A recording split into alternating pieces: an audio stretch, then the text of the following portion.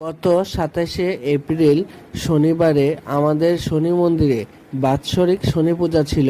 সেই শনি পূজার ভিডিওটা তোমাদের সবার সাথে শেয়ার করলাম। पावन कथा सुनाते हैं, शनि देव कलयुग के न्यायाधीश कहते हैं। हम कथा सुनाते हैं, हम सूर्य पुत्र श्री शनि देव की कथा सुनाते